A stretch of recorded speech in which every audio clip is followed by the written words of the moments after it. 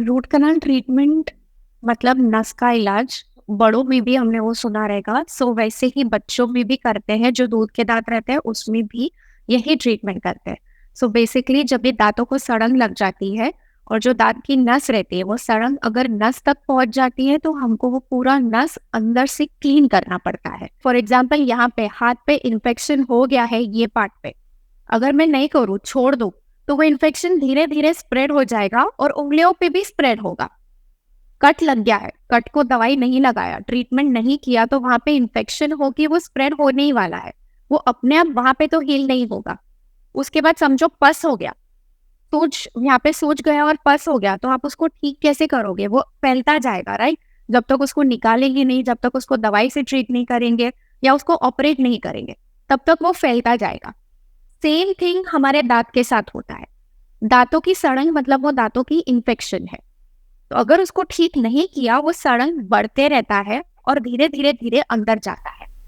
उसको भी ठीक नहीं किया तो वो दांतों के नीचे जाके पस के फॉर्म में बॉल जैसा जमा हो जाता है। आपके दूध के दांत के नीचे, इमीडिएट नीचे है नया दांत, परमानेंट टीथ, जो कि वहां पे अभी तक बन रहा है, पूरा बना भी नहीं है। उसके पहले ही वहां पे आजू बाजू में पूरा इन्फेक्शन फैल गया है। तो क्या होता है, हमने ऊपर का पार्ट ट्रीट नहीं किया, नीचे पस फैल गया, इन्फेक्शन हो गया, धीरे धीरे आपके नए दांत को खराब करना शुरू कर दिया।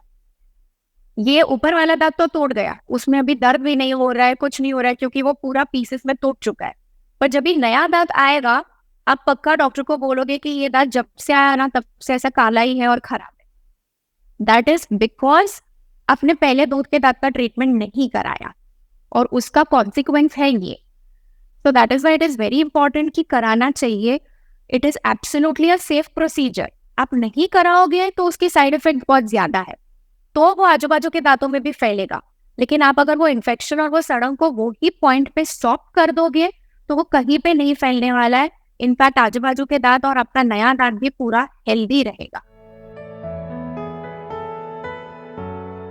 माय पर्सनल एक्सपीरियंस, मैंने जब से दांत आना शुरू हुआ रहता है तब से I have treated and I have done root canal in those teeth also. उन बच्चों में भी किया है। So that is as young as 1 साल का बच्चा, 1 डेढ़ साल का बच्चा। तो इसका कोई पर्टिकुलर एज लिमिट नहीं है कि ये एज पे कर सकते हैं, ये एज पे नहीं कर सकते हैं। दांतों को सड़न लगी, ट्रीटमेंट इज रिक्वायर्ड, तो वो कोई भी एज पे कर सकते हैं और करना जरूरी है।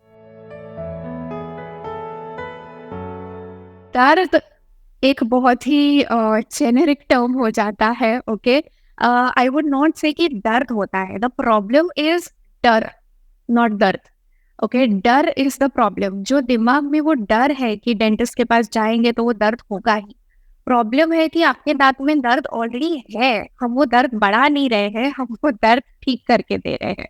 ओके, अभी बड़ों को भी वो फेयर रहता है।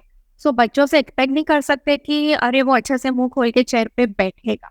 ओके, क्योंकि उसके मुंह में भी इतने सारे अलग अलग इंस्ट्रूमेंट्स जा रहे हैं, अलग अलग चीजें जा रही है। बच्चे को पता नहीं है कि क्या होने वाला है और क्या जा रहा है। So we call it as fear of unknown. जो चीजों के बारे में पता नहीं है उसका डर दिमाग में रहता है, जो कि हम दर्द बोलते हैं। ओके, नॉर्मल पेशेंट बोलेगा दर्द हो रहा है। सो जब भी बच्चे को हम एक्सप्लेन करते हैं कि क्या होने वाला है, थोड़ा बहुत समझाते हैं, एक बार वो यूज टू हो जाते हैं तो वो दर्द नहीं होता है। ऑल्सो ड्यूरिंग द ट्रीटमेंट, ये सारे ट्रीटमेंट्स लोकल एनेस्थीसिया के अंडर होते हैं। सुन कर देते हैं उतना पार्ट, जो कि अराउंड 3-3.5 घंटे तक सुन रहता है। एंड वो एनेस्थीसिया और सुन के इफेक्ट में हम पूरा ट्रीटमेंट कंप्लीट कर देते हैं। फ्रॉम स्टेप 1 से लेके लास्ट स्टेप तक सब कुछ डिफर करता है। ओके, दवाई प्रोसीजर सेम है। बच्चों का ट्रीटमेंट सिंगल सिटिंग में ज्यादा करके हो जाता है। ओके, क्योंकि जो भी हम उसमें मेडिसिन डालते हैं, फिलिंग्स डालते हैं, कैप्स डालते हैं, दे आर ऑल डिफरेंट। क्योंकि बच्चों का दूध का दांत रहता है जो कि गलना रहता है, वो डिसॉल्व होना चाहिए तब जाके वो नया दांत आएगा। तो जो मटेरियल्स भी हम अंदर फिलिंग के यूज करते हैं ये ट्रीटमेंट के लिए, रूट कनाल ट्रीटमेंट के लिए, वो भी डिसॉल्व होता है। बड़ों के रूट कनाल ट्रीटमेंट में वो गलता नहीं है, क्योंकि वो परमानेंटली वहां पे ही रहता है। सो वो डिफरेंस रहता है फिलिंग में। ऑल्सो कैप में डिफरेंस रहता है कि जब दूध का दांत गिर जाता है, वो दांत के ऊपर अगर कैप लगाया है तो वो कैप के साथ वो दांत गिर जाएगा, हमको निकालने की जरूरत नहीं है। Cap is absolutely safe. वो बड़ों जैसा नहीं रहता है कि हम माप लें और बाहर भेजे बनाने के लिए। इनफैक्ट बच्चों के कैप्स रेडीमेड कैप्स होते हैं। सो हमको सिर्फ वो साइज एडजस्ट करके मॉडिफाई करके फिट करना रहता है, और वो दूध के साथ जब भी वो नेचुरली गिरना है कैप भी गिर जाएगा। फर्स्ट इज कि वो उनके क्या सिम्टम्स है, वो क्या कंप्लेन कर रहे हैं, दर्द कितना है, उसके ऊपर हम वो क्या हमको कंप्लेन बता रहे हैं और मुंह में हमको क्या दिख रहा है, उसके बेसिस पे वे डिसाइड कि वो फिलिंग है या रूट कनाल है। ऑफ कोर्स उसके बाद हमको एक एक्सरे भी लेना है कंफर्म करने के लिए। X-ray are absolutely safe. बच्चों के लिए एक्सरे, डेंटल एक्सरे सेफ रहता है क्योंकि रेडिएशन एक्सपोजर हार्डली कुछ रहता है उसमें, तो दे आर वेरी सेफ। उससे कंफर्म हो जाता है क्योंकि उस पर हमको दिखेगा कि सड़न कहाँ तक है। वो दांत के नस के अंदर तक है तो definitely it is a root canal. अगर बच्चा मेरे पास ऐसा बड़ा सूजन लेके आता है या बहुत पस जमा हुआ रहता है तो वो रूट कनाल 100% वो रूट कनाल ही है। इन दैट केस हम फर्स्ट सिटिंग में सुन करते हैं। अगर सूजन वगैरह कुछ है तो पहले थोड़ा दवाई देते हैं 2 दिन के लिए, थोड़ा सूजन और दर्द कम हो जाता है, फिर रिकॉल सुन करेंगे वो जगह को। जैसे ही वो सुन हो जाता है सिंगल सिटिंग में मैक्सिमम 40 मिनट्स 40-45 मिनट्स का पूरा प्रोसीजर है, जबकि हम रूट कनाल में क्लीनिंग करते हैं, फिलिंग करते हैं। सुन करने से लेके कैप लगाने तक सब कुछ एक सिटिंग में हो सकता है। तो वो बच्चे को बार बार वो ट्रॉमा से गुजरने की जरूरत नहीं है कि इंजेक्शन लगाना है, सुन करना है, दुखेगा या रोएगा बच्चा, ऐसा कुछ भी नहीं है। सो सिंगल सिटिंग 40 मिनट्स, सुन करने से लेके रूट कनाल से लेके कैप तक completely done. This is very important क्योंकि बच्चों को हम एक बार सुन कर देते हैं फिर उनको समझ में नहीं आता है एग्जैक्टली वहां पे हुआ क्या है। अभी फॉर एग्जाम्पल मैंने इतना पार्ट सुन कर दिया, ये इतना पार्ट इतना हैवी हो जाता है कि अगर मैं टच भी करूँ तो भी समझ में नहीं आएगा कि कुछ हो रहा है। ओके, सो बच्चों को हम इंस्ट्रक्शंस क्या देते हैं, पेरेंट्स को बोलते हैं जनरली 1 घंटा अगर ट्रीटमेंट के बाद घर जाके बच्चा सो जाता है तो that is the best thing. पर अगर वो नहीं हो रहा है तो अंडर सुपरविजन, कोई भी केयर टेकर हो, पेरेंट्स हो या घर पे जो भी बड़े हो, एल्डर्स के सुपरविजन में वो बच्चे को for the next 1 to 1.5 hour रहना जरूरी है, क्योंकि they will have a tendency to do something like this. ऐसा करते हैं, गाय को भी ऐसा चबाते हैं। ओके, उनको वो टाइम पे बहुत मजा आता है। Trust me, it is very funny and very enjoyable कि वो काट रहे हैं, लेकिन जब भी असर उतर जाएगा इंजेक्शन का, पूरा इतना बड़ा छाला गिर के ये साइड पूरा सूज जाता है। सो वो सूजना, छाला गिरना ट्रीटमेंट का डिसएडवांटेज है, ट्रीटमेंट का साइड इफेक्ट नहीं है। वो इसलिए है क्योंकि वो भाग सुन हो गया था और आपके बच्चे ने वहां पे गलती से काट लिया। सो इसके लिए द ओनली प्रोटोकॉल इज कि उसको सुपरविजन में रखिए, उसको कंटिन्यूसली बोलते रहिए कि वो ना करे। ओके, मुंह में हम कॉटन का एक पैक देते हैं, कॉटन जो नॉर्मल कॉटन स्टेरिलाइज कॉटन रहता है, हम उसका पैक देते हैं मुंह में ताकि वो गाल को चबाए नहीं और मुंह एक ही पोजीशन पे ऐसा रहेगा। So that pack is very important, जो मुंह में 1 घंटे तक रखना है, उनको अंडर सुपरविजन रखना है। और अगर कर रहा है बच्चा वैसा तो स्ट्रिक्टली उसको बोलना है नहीं करना।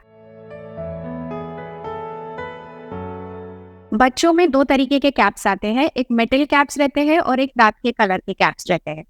Both do the same function. Okay, discomfort की बात अगर मैं बोलूँ तो कुछ भी हम भी अगर नया मुंह में लगाते हैं तो वो 2-3 दिन के लिए हमारे लिए भी वो डिस्कम्फर्ट है। Okay, so this is a request for the parents to understand. माँ बाप को समझना जरूरी है कि आपको बार बार बच्चे को पूछना नहीं है कि दर्द हो रहा है क्या, ठीक नहीं है क्या, कुछ बराबर नहीं लग रहा है क्या। ओके, आपको बच्चे को भी टाइम देना है एडजस्ट करने के लिए। वो 2 से 3 दिन मैक्सिमम में एडजस्ट हो जाता है, पेन नहीं होता है। ओके, ब्लड निकलता है जब हम कैप लगाते हैं क्योंकि बच्चों की कैप जो मसूड़े रहते हैं हमारे मसूड़े के अंदर जाता है। बड़ों की कैप मसूड़े के ऊपर लगता है, बच्चों की कैप मसूड़े के अंदर जाता है। तो जब भी कुछ मसूड़े के अंदर जाएगा थोड़ा सा ब्लीडिंग होगा, but with in an hour 1 घंटे में वो स्टॉप हो जाता है। ऐसा कुछ भी नहीं है। हेवीनेस थोड़ा लगता है क्योंकि अचानक से कुछ नया आ गया है, बट वो 1 से 2 दिन में बच्चों का माइंड डाइवर्ट हो जाता है, वो उनका रूटीन स्टार्ट कर देते हैं, स्कूल जाना शुरू कर देते हैं, ऑटोमैटिकली वो भूल जाते हैं। अगर वो दाँत 1-2 महीने के अंदर गिरने वाला है, तो कैप इज़ नॉट रिक्वायर्ड, आप फिलिंग करके छोड़ सकते हैं।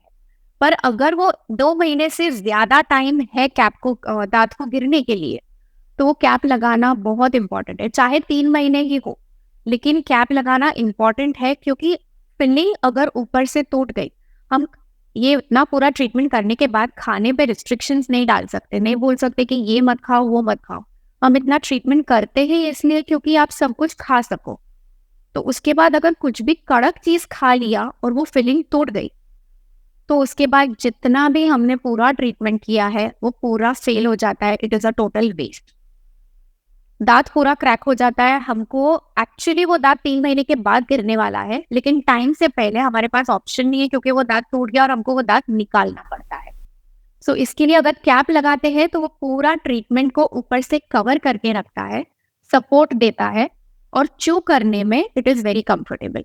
तो that is why it's very important कि अगर 2 महीने से ज़्यादा टाइम है दाँत को गिरने के लिए तो कैप लगाना बहुत इंपॉर्टेंट है, वरना इतना ट्रीटमेंट करने का कुछ मतलब ही नहीं होता।